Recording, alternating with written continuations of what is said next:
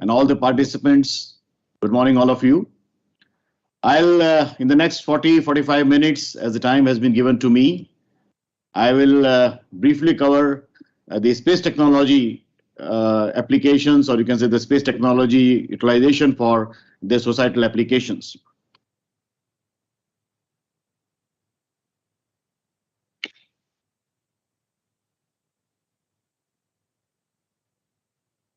Okay. So, we basically, ISRO made a very humble beginning with a vision which was laid down and inspired by our founding father, Dr. Vikram Sarabhai. And we started with a very humble vision of harnessing space technology for the national development. And our beginning had started in a small fishing village. You can see that small church there. This is basically a church which is now a museum. So all the space activities started from this church near Thumba, and this is basically a fishing village.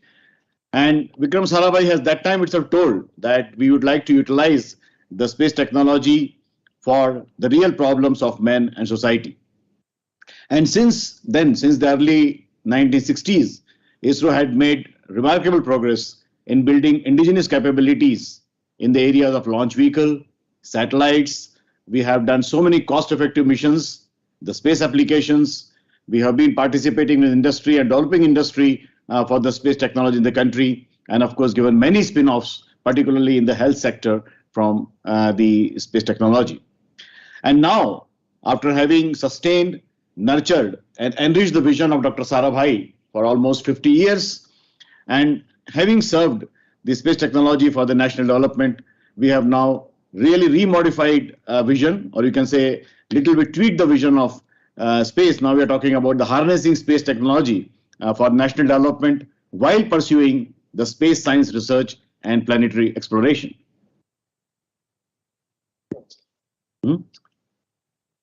What is the problem?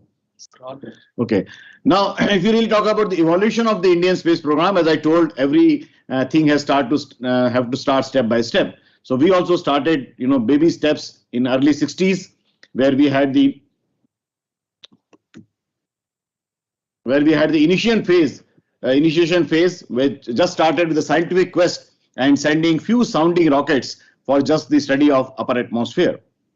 Then in the 1980s, we had the experimental phase, where ISRO started building experimental missions, started developing the prototypes for various satellites and even the smaller launch vehicles.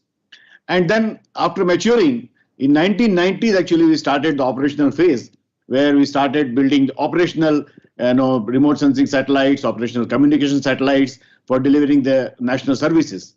And now beyond 2000, we have now started building innovative missions, which are, of course, having the global outreach. We also started providing the commercial solutions using the space technology, and now started going for planetary exploration like Moon, Mars, and of course beyond exoplanets. Next.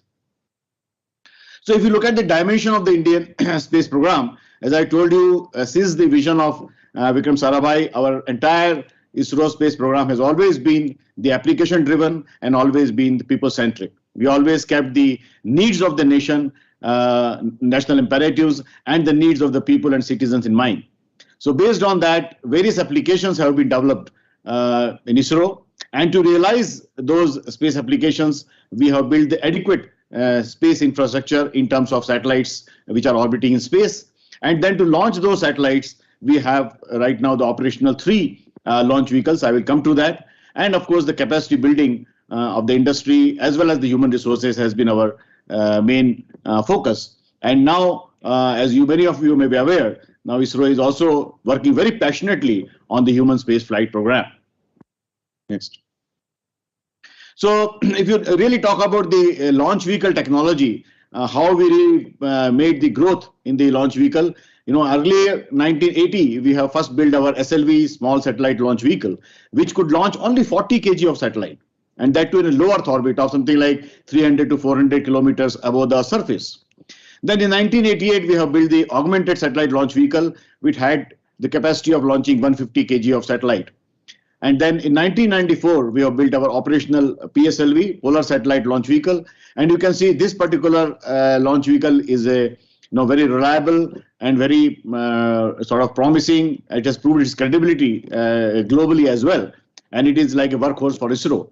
And it can launch something like 1.7 ton satellite in the sun synchronous orbit. It can launch 3.2 ton satellite in the low Earth orbit and almost 1 ton satellite in the geostationary orbit. So, and then we have also the GSLV, Geosynchronous Launch Vehicle, which can put something like 2.2 ton satellite. And our very recent operational is the Mark III, which can put 4 ton of satellites in geostationary or transfer orbit, which is something like 36,000 kilometers from the surface. So you can really see how the development has happened in those something like 40 odd years, where we have moved from the carrying capacity of 40 kg of satellite to something like 4 ton, something like 4,000 kg of satellite. And now, we are also developing a small satellite launch vehicle. It is not that we are going back. This is a very different kind of launch vehicle, which can carry 350 kg of satellite in low Earth orbit. But this is a on-demand launch vehicle. That means, all the components are ready. Anytime any launch opportunity comes, within a week's time, you can build the launch vehicle and put the satellite in the orbit. Next. So if you see, we have all the state-of-art facilities. This is like you can say one of the best in the world. We have a beautiful spaceport in Sriharikota, where we have 2 launching pads. And you can see the sort of, dome-shaped mission control center. It is one of the best mission control centers in the world. And you can see the liftoff of the magnificent GSLV Mark III. And the entire Sriharikota island has all the facilities for the space activities. You can see the how we assemble the rockets, the launch vehicles in Sriharikota, and also we have the assembly, integration, testing facility for the satellites as well. Next. So today, if you really talk about the space assets, what India has, we have got the large number of communication satellites, something like 18 to 19 communication satellites in orbit, which basically called INSAT and GSAT series.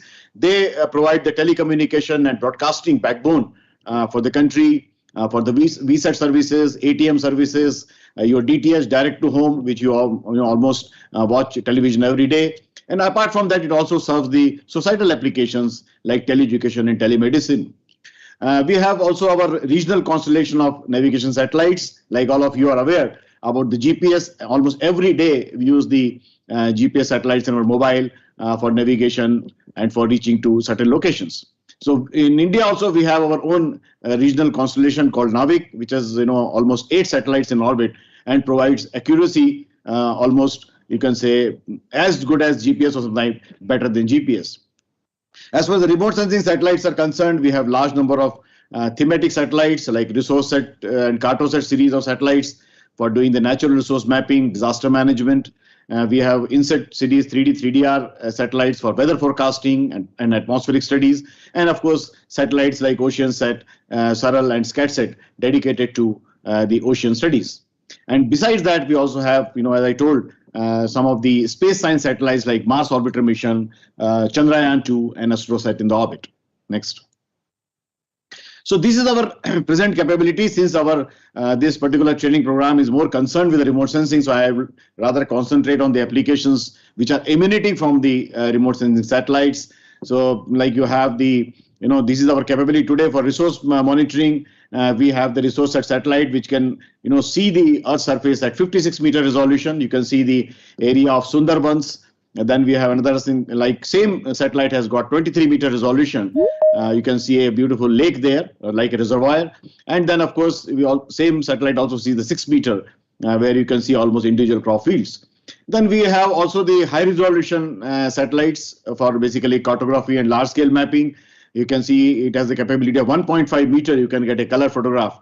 That means anything on the ground which is a 1.5 meter by 1.5 meter can be perceived by the satellite. You can see also have the capability of 0.6 meter, like something like 60 centimeter, and then also the 40 centimeter capability. You can see the high resolution data. You can see the stadiums and even the cars which are parked there or which are traveling on the road. Then we have the capability for the ocean color. I will come back to these applications. Also ocean surface winds and also measuring the ocean wave heights. And of course, meteorology, we have the capability where every 15 minutes our satellites give information about various meteorological parameters. Next.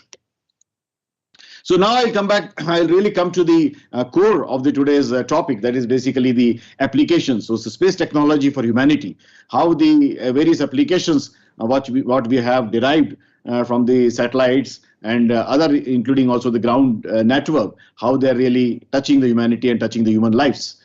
So primarily we have four verticals where the space technology is being used for the socio-economic security, which is the main focus, where we talk about providing food security, water security, energy security, health security, and shelter security. Then we also use the space technology for various geospatial governance, where all the national developmental activities or the activities of governance and development are monitored using the space technology.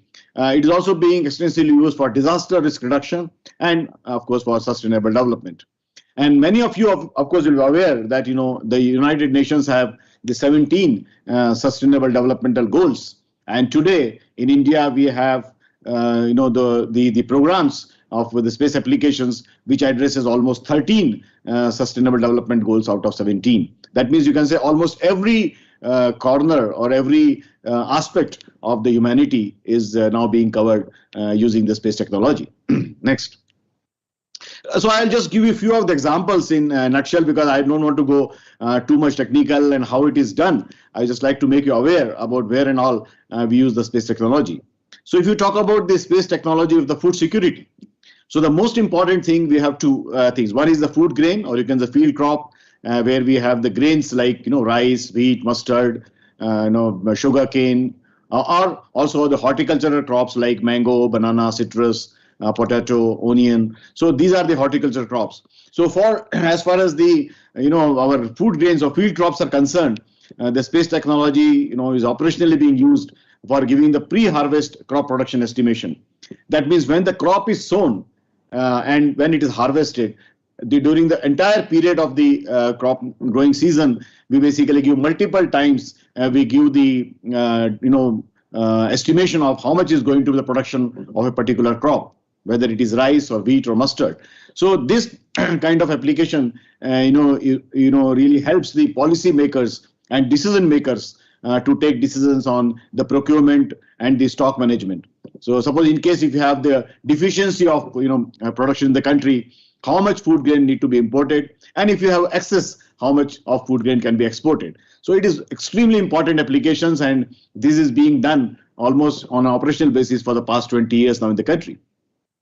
On the other hand, we also have the horticultural crops, which I told about the fruits, about vegetables, about the spices. So here basically you really don't do the production estimation, but we do in the entire country how much is the horticultural crop sown, what is the inventory of the crop. And the most importantly, using the space technology, we would use the technology for site suitability. That means which are the areas which are underutilized and have got the potential for growing the horticultural crops. So this has really helped the farmers basically to enhance their income, where they can, with the area which is underutilized, with some of the scientific inputs, they can take the horticultural crops and they can enhance their livelihood.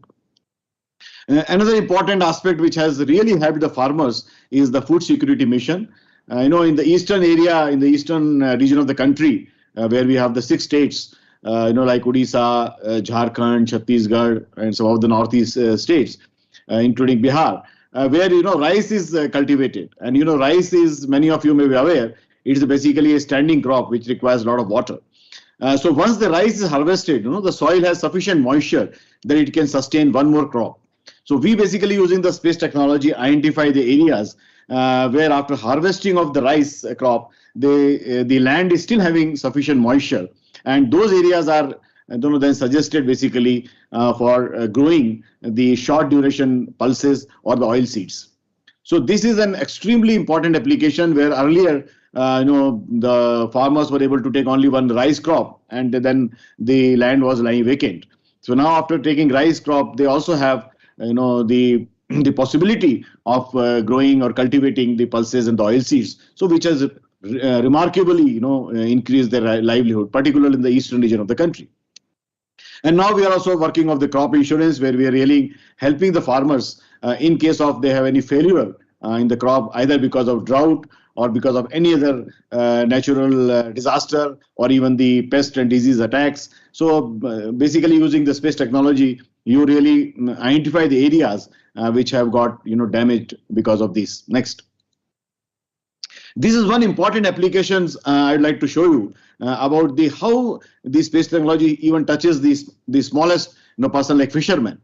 So as I told you, we have the OceanSat series of satellite, so which has got ocean color camera, which gives information about the chlorophyll in the ocean surface, or you can say the primary production, or something like, to in simple terms, the vegetation over the ocean, which acts as a nutrient for the fishes. So wherever you have this kind of chlorophyll, higher chlorophyll, you have likelihood of getting more fish catch. And then similarly, fishes also are sensitive to the sea surface temperature. The temperature has to be conducive for the fishes to come there. So integrating the chlorophyll information and the sea surface temperature information, we basically generate the maps on an almost daily basis, which are given to the fishermen. If you can see, we have something like in India, we have got 1,200 landing centers, fish landing centers. So this information disseminated in the form of SMS, in the form of WhatsApp, in the form of fax, even as a news bulletin, that these are the areas where fishermen can go and have a fish catch. So using the space technology, their fish catch has increased something like 2 to 4 times.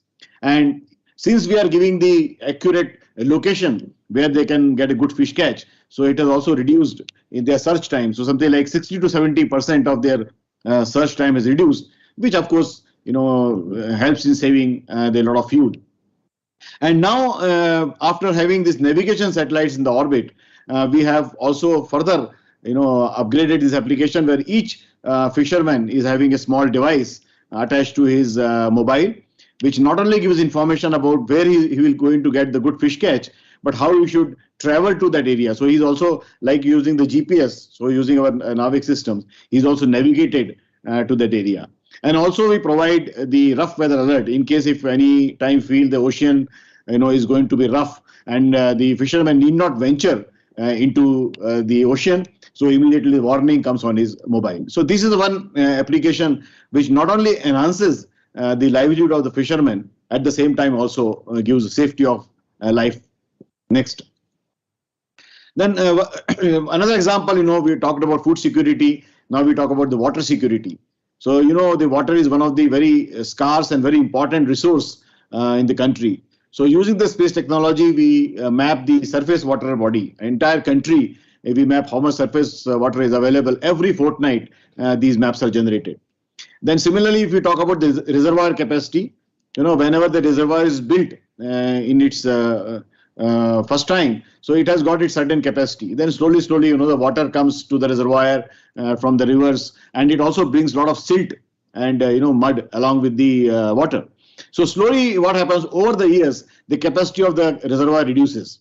So since the remote sensing provides you the time series data, you can utilizing the time series information, you can generate how much really the capacity of the reservoir has been lost over the years. So that, of course, the remedial measures can be taken for, again, clearing those silt and bringing back the capacity of the reservoir. Similarly, we also monitor the irrigation infrastructure, how the canals are being built in the country. So you can see the different stages where the canal has been completed. Somewhere there are gaps in the canal. So it is very important to, using the high resolution data, we can constantly monitor how this is being really the infrastructure total is being built, and also how it is being utilized to its full potential. Next. So this is another very good important applications about the groundwater. The groundwater basically for the drinking purposes, where we have the scarcity of groundwater. Now, of course, anybody can ask, generally the satellites do not see below the ground. So how you really get information about the groundwater? So such an information is basically derived using the manifestation on the surface. So if you have the groundwater below the surface, it will have some sort of manifestation or some sort of features which you basically study to derive the groundwater. Like you have different rock types. So various rock types basically they control how the groundwater will flow. Similarly, you have dikes or linear ridges which acts as a barrier for the groundwater. And in the rocks, you also have the fractures or the lineaments, which basically acts as a conduit for the groundwater movement. So whenever rain occurs through these fractures or the lineaments, the water goes down and percolates in the ground. So studying this entire area under different themes, you have a simple satellite image, then you generate various layers like geomorphology, aquifers, you study the structures where you have the lineaments, where you have the ridges, and also the drainage pattern. Integrating all this information, we generate basically a map which is called a groundwater prospect map. So this map basically shows that the areas where you have a very good potential of getting a groundwater. So it not only gives the information about how much groundwater you will get in terms of yield per minute, it also gives information about how much depth you have to drill the well to get the groundwater. So this has been a very successful program in India. Entire country groundwater resources have been mapped in almost 10 years. We mapped the entire country, and more than 0.4 million. That means something like 4 lakh villages have been drilled with a 93% success rate. So, and we also suggest the locations where you need to create recharge structures. So it is not that you keep on exploiting the groundwater once you have the or these kind of maps available. You also need to build the recharge structures so the groundwater can also be recharged and it can be sustained over a long time. So this has been very successful applications of the remote sensing. Next. This is about the energy security, where, as you know now, we are want to depend less and less on the fossil fuels, and we want to become more dependent on the renewable energy. And the government of India has a target of something like 175 gigawatts to be attained by renewable energy sources by 2022. And as you know that India is endowed with the solar power. We have almost the sunlight for major part of the year and major part of the country. So using the satellite meteorological data and the solar insolation information, basically we generate the the areas or the maps where you have very high potential of getting the solar energy. So you can see the on a yearly basis we generate these kind of maps, and also provide the 48-hour forecast on the solar insolation and also the wind speed. So which are very much important for the solar power plant operators, and also for the windmill operators. They know how much potential exists for generating the energy. So this is also an application which is almost being utilized on a day-to-day basis, and lot many mobile applications have been developed where directly the information comes on your mobile. Next. Now, if you really talk about the health sector, as I told, the satellite communication or the communication satellites are not only used for providing the telecommunication backbone or the broadcasting backbone, they are also used for societal applications like telemedicine. So in India today, we have something like 220 operational telemedicine nodes, and particularly these are extremely important for serving our defense people, who are in the high altitude areas like Leh, Ladakh, even Siachen glaciers, and some of the very difficult pilgrimage routes. So what we do in the telemedicine is that you connect the specialty hospitals, which are in the major metros, to the rural areas or the areas which are high altitude areas or very, very remote areas. And so utilizing the satellite communication facilities, you can connect the specialty hospital to the rural or the remote hospitals, and the consultations can be provided utilizing the SATCOM services. So this has been very extremely useful applications. And even the remote post, as I told, army in the Siachen glacier also had got the 10 telemedicine nodes, and the pilgrimage routes like Sabrimala, Poo, Sheshnag, Dwarka, Dehradun, Varanasi, so many pilgrimage routes, which are having very difficult terrain, and we don't have hospital facilities there. They are operationally utilizing and exploiting the telemedicine network. Next. This is one example where we just wanted to show the strength of remote sensing and as well as the geospatial tools, where we have utilizing the geospatial technology. ISRO has provided the extremely timely support during the COVID-19 pandemic. So we have not only helped in tracking and the spread, how the COVID-19 was spreading across the country, including the state-wise spread count was given. We also identified the vegetable markets, basically using our Navik constellation, and also the various geospatial technology tools. We have provided this information to the vegetable vendors at what are the different locations they can go and market their produce, because during lockdown time it was very difficult for the people to really go to the market. And similarly, the food for needy, it has been very successful application in Tamil Nadu, where the Annagram, one program was there, where the food was given to all the needy people during the COVID-19. So large number of even the vaccination centers, entire country's vaccination centers have been mapped on the Bhuvan, not only providing the locations as well as providing the shortest route to reach the vaccination centers. Next. So now from the social and security, I will just give a few examples on the sustainable development, which is equally important. Not only that we need to take care of our health, we also need to take care of our health of our earth and also preserve the natural resources for the future generations. So we have an important program in ISRO called NR Census, that is called the Natural Resource Census. So like we have the human census, where we count the population of the humans every 10 years. So here also every 5 years and every 10 years, we really map the country's natural resources in terms of land use, the snow and glaciers, the wetlands, the soil, information on geology. So these are the natural resources which are mapped periodically, which are act as a baseline for doing any planning and developmental activities. Then similarly, the entire forest cover in India is mapped once in 2 years. This is also done entirely using the space technology, because this is the technology which can reach even the remote locations, even the remote forest areas. And this Forest Survey of India use the space technology and do the biennial forest cover mapping.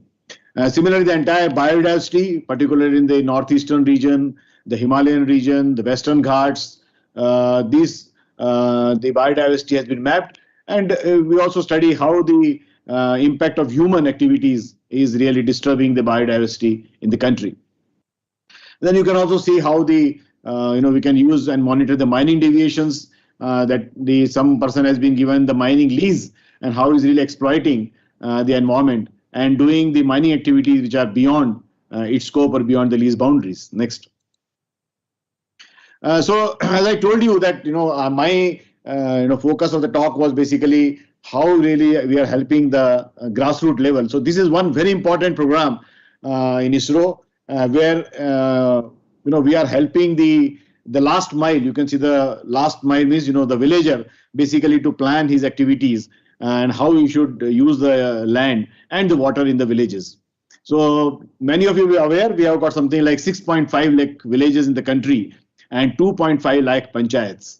So each and every village has been mapped for all the resources. And then we also next.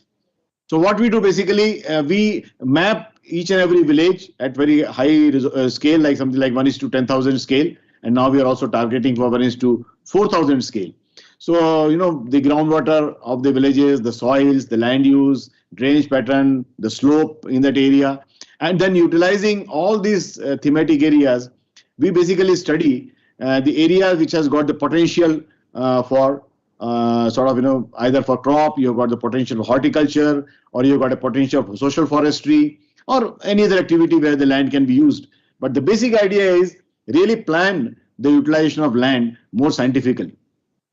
And now only science you cannot really do anything. So what has to be done is we also integrate the wisdom of the people, wisdom of the villagers who are doing the agricultural practice in the village for past many years. So also we use their wisdom. So integrating the scientific knowledge, scientific information base, and also using their experience or wisdom of the village community, we basically derive the plans that how the land use should be changed or how the land should be better utilized to its fullest potential. And then, of course, using the time series data, we also monitor. You can see the one small image shown here, 2009. You can see the entire area is looking very barren.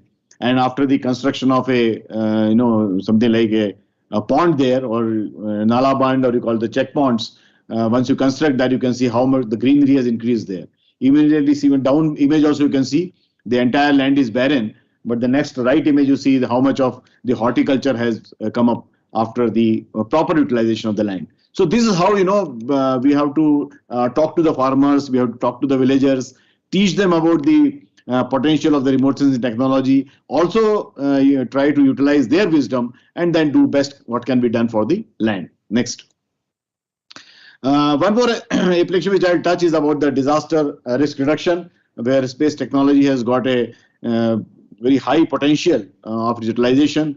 So as I told, we have got the observational systems in the country in terms of satellites. We also have 2 aircrafts in our National Remote Sensing Center, Hyderabad, which also does the mapping, particularly during the disaster events. And we have got large number of ground observatories like Doppler weather radar, automatic weather stations. So all these things basically are used to build the database and the decision tools which can be really helpful in the event of disaster. So the remote sensing basically, is uses almost in all the phases of disaster. If you talk about the early warning of the cyclone, giving early warning alerts of the flood, or about the drought vulnerability, about the landslides alerts. So it is being used. Then you can also use the high resolution data for doing the damage assessment in case of any natural disasters occurred. Because every natural disasters you cannot stop, you can only minimize its impact. So even then, once the disaster occurs, how much damage it has caused to the property and infrastructure, it can be assessed. And then there are certain plans, long-term plans can be made, that how in the future we can really prevent or minimize the impact of disaster. So in almost all the natural disasters, like flood, drought, cyclone, the forest fire, in earthquake, the potential of remote sensing and the space technology is being exploited. Next. So this is one example I would like to show. This is basically early warning of the cyclone. You can really see this basically every 15 minutes you get information from our INSAT series of satellites, how the cyclone has formed. Basically, you can study the genesis of cyclone, how it has formed in the sea, and then how it is really going and moving towards the coast.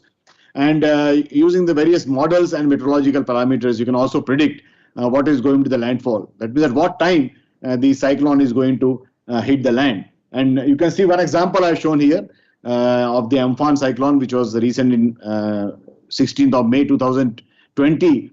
The cyclone formation started, and the predicted time was basically what we have used our space technology and predicted that it will going to hit the West Bengal near the Digha. And on 20th May, late afternoon, it will hit. And after, it was observed that exactly it has hit the place near Digha with an accuracy of just plus minus 6 kilometers. And then on 20th May, and exactly at 2:30 in the afternoon, it has hit, and it has affected the states like West Bengal and Odisha. So this is a very important applications. Many of yesterday, our chairman was mentioning that in 1999, when we had the super cyclone of Odisha, we had something like encountered more than 10,000 deaths. And nowadays, whenever you have any cyclone, we hardly hear anything about the death of the people. It will be just a single digit death. And then this is another application where we talk about the landslide alerts. Landslide is very, very difficult basically to predict because it totally depends upon the intensity of the rainfall, the duration of landfall, the slope stability, the soil in that area. But nevertheless, utilizing the historical data, we have really mapped the entire pilgrimage route, starting to leading to Gangotri, Badrinath, Kedarnath, and also some areas in the northeastern region, some areas in the western Ghats. So various parameters we study, how much is the rainfall, most importantly, how much is the rainfall intensity, the rainfall duration, the slope stability, and based on that, we basically have mapped the areas where you have the high likelihood of getting the landslides in the event of heavy rainfall. So this really helps the planners to take the evacuation measures much in advance. Next. And of course, I told you for the disaster management, once any damage is caused, we immediately generate the the maps the inundation maps, the area which are affected by flood, the area which are affected by forest fire, or the area which are got damaged. You can see the infrastructure if it got damaged because of the heavy cyclone or heavy winds. So these are the potential of remote sensing, because you get very high resolution images and you can immediately start assessing the damage which has exactly happened on the ground. Next. So this was just basically about how, few of the examples I gave, how the technology is being used for the societal applications. Since you have many more lectures in the afternoon and during the your training program on the remote sensing applications, I have not tried to cover the entire thing. Just gave a glimpse of various societal applications. Now let me just dwell in 2-3 slides about the space science and planetary exploration missions. As you know, India had launched the Chandrayaan-1 in 2009. We had launched Chandrayaan-2 just 2 years back. We also have put the Mars Orbiter mission and the AstroSat, which is basically an observatory in space. So these also have been a very, very unique missions. Many of you would have heard that Chandrayaan-1 led to the discovery of water on the moon surface. So this was one of the major discovery that we have identified, that yes, water exists on the moon, but okay, it may be in the not in the form of flowing water. It may be in the form of water which is embedded in the soil or in the form of water ice. Then Chandrayaan-2, we had a SAR camera, synthetic aperture radar, which could distinguish between the different type, like the water and the water ice. Also, it could distinguish. It had a synthetic aperture camera. It also could see the craters also much in details. And then now we are planning to go for Chandrayaan-3, which will have basically a lander and a rover. So it will simply, this entire Chandrayaan-3 will land on the moon, and after landing, the rover will come out of the lander and then do some observations and analysis on the ground. So it will also have the robotics involved, which will do the in situ analysis. And then we are planning the Aditya L1 mission, basically, which will study the solar flare and the corona of the sun. Next. So these are just few of the slides. You can see how the Chandrayaan-2 has seen the Earth from different altitudes, and the top 2 images of the Earth were from the when Chandrayaan-2 was traveling towards the moon, it has captured the pictures of Earth, and when it is in the lunar orbit, it has captured the moon. So you can see the moon, beautiful pictures of moon where you can see the large number of craters. Next. And here you can see the clear difference. The left image, what you are seeing is the radar image from the Chandrayaan-2, which is ISRO's satellite, and right image you are seeing the optical image from NASA, that is LRO mission. And since this is synthetic aperture radar, the ISRO's mission, you can see the craters. You can also see the you can really feel the depth of the craters, and also see the subsurface information about the lunar surface. Next. And this is, of course, another important mission which launched, the Mars Orbiter mission, where India was the first nation to succeed in the first attempt and put a Mars Orbiter in the Mars orbit. And here also you can see some of the pictures which basically shows the gives information about the red planet, and there are also different craters and the dust, how it is moving on the Mars environment. Next. So I just wanted to show a couple of pictures here. Next. So here also you can see the Taitei crater, which is a very famous crater on this one. You can see the Gale crater there, and see the 3-dimensional view of the Arsira Mons, which is basically a huge volcano on the Mars. You can really see in 3-dimensional. It is generated using the mass or color camera. You can see the entire crater in the 3-dimension. Next. Next. Yeah, so just the last slide, I will just give a brief about the Gaganyaan, which we are basically now, as I told you, ISRO is now very passionately working on the Gaganyaan mission, where we would like to send 2 or 3 Indian astronauts to the low Earth orbit in the space, and they will be there in the the space for maybe 3 to 4 days, and then they will be brought back to the Earth on a predetermined destination on the Earth, and they will safely return. So here is a very, very complex technology. As you know, we have the capability of the launch vehicle, but once you want to send a human to space, you have to really human rate the vehicle. and that human rating is, something like 0.99. That means 0.999, you can say, rather. That means, you make something like 1,000 attempts of launching, and you have only likelihood of that one attempt will fail. So you have to have that kind of, reliability and the credibility of the launch vehicle. So it is not like launching a satellite. Since you are carrying human, it has to be extremely reliable and extremely accurate.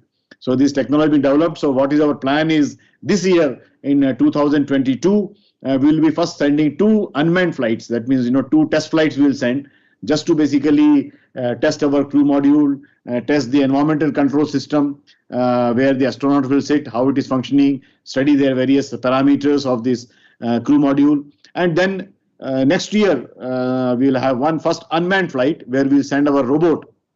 We have built one robot called Vyoma, a lady robot. So first that lady robot will go in space and will study all the parameters, and maybe in 2024 end or 2025 beginning, we'll send the human to space. Next.